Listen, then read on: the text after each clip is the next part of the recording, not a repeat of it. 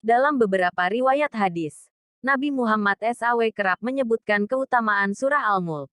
Misalnya menurut Nabi, membaca surah Al-Mulk dapat melindungi pembacanya dari siksa kubur. Beberapa keutamaan surat Al-Mulk diantaranya. 1. Surah Al-Mulk adalah sekutu.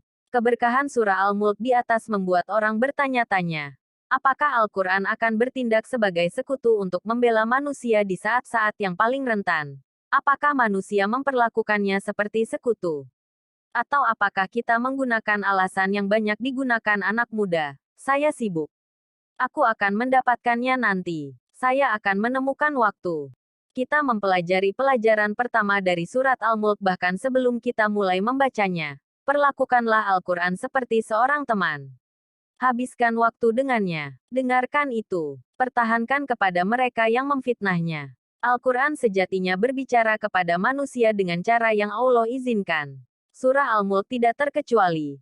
Sehingga bertemanlah dengan Al-Quran dan biarkan dia berbicara kepada diri kita. Kedua, Allah membuat manusia utuh. Bacalah ayat-ayat dalam surah Al-Mulk dengan seksama. Dan seperti ayat yang memerintahkan pengulangan. Bacalah lagi. Harga diri adalah perjuangan banyak anak muda yang bisa terbawa hingga dewasa. Ini terdokumentasi dengan baik dalam literatur penelitian dan siapa saja yang bekerja dengan kaum muda dapat membuktikannya secara anekdot.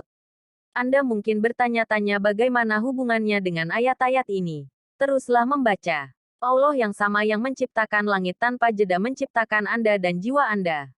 Allah yang sama yang menjaga langit tetap utuh telah memberi kita semua yang kita butuhkan untuk tetap utuh di dunia ini. Dia telah memberi kita contoh Al-Quran dan Nabi Muhammad SAW, kata dia. Kurung tutup. Umar ibn Al-Khattab diketahui pernah berkata, sesungguhnya kami adalah kaum yang tercela dan Allah memuliakan kami dengan Islam. Jika kita mencari kehormatan selain dari apa yang Allah memuliakan kita, Allah akan mempermalukan kita. Untuk itu menurut dia, pernyataan itu adalah pengingat indah lainnya dari harga diri. Terutama ketika manusia merasa ragu atau malu dalam melakukan tindakan seorang muslim di depan umum. Ini adalah kehormatan dan pahala bagi umat Islam adalah dengan dia yang membuat kita utuh. Ketiga, Anda tidak dapat menyembunyikan apa yang ada di hati Anda. Ibnu Abbas menjelaskan alasan turunnya salah satu ayat dalam surah Al-Mulk, yakni orang-orang kafir akan memfitnah Nabi SAW dan saling mengingatkan untuk berbisik diam. Mereka sepertinya mengabaikan bahwa Allah mendengar semuanya. Pelajaran dalam ayat-ayat ini hampir menghantui dan tidak dimaksudkan hanya untuk orang Quraisy. Pelajarannya apakah Anda mengatakannya atau tidak? Apa yang sebenarnya ada di dalam hati Anda akan keluar dan akan diketahui. Kami tidak dapat memastikan apakah foto Instagram Anda menjadi sukarelawan diposting dengan tujuan untuk mempromosikan diri, membual atau berbagi peluang untuk pekerjaan yang baik. Tapi Allah tahu, dan Dia akan mengungkapkan kita jika kita tidak secara aktif melakukan secara ikhlas untuk menyucikan diri kita, ujarnya. Hal ini dinilai termasuk upaya praktis seperti terus-menerus bertaubat, memberikan haknya kepada Allah melalui salat, memperbaiki karakter diri melalui kata-kata yang baik dan amal solih. Dia mengingatkan agar umat Islam jangan terjebak dalam membangun profil tentang seberapa baik diri di dunia online. Bangun dalam kehidupan nyata dan ingatlah Allah mengetahui upaya atau kekurangan kita, ujarnya. Keempat, hanya Allah yang tahu. Dalam contoh ini, Nabi SAW dengan ejekan ditanya tentang kapan hari pembalasan akan terjadi.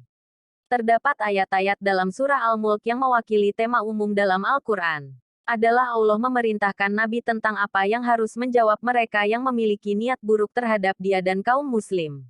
Pertama, tidak terpaku pada detail yang tidak diberikan Allah kepada kita. Ini membutuhkan kepercayaan bahwa Allah lebih mengetahui yang dia lakukan karena dia maha mengetahui.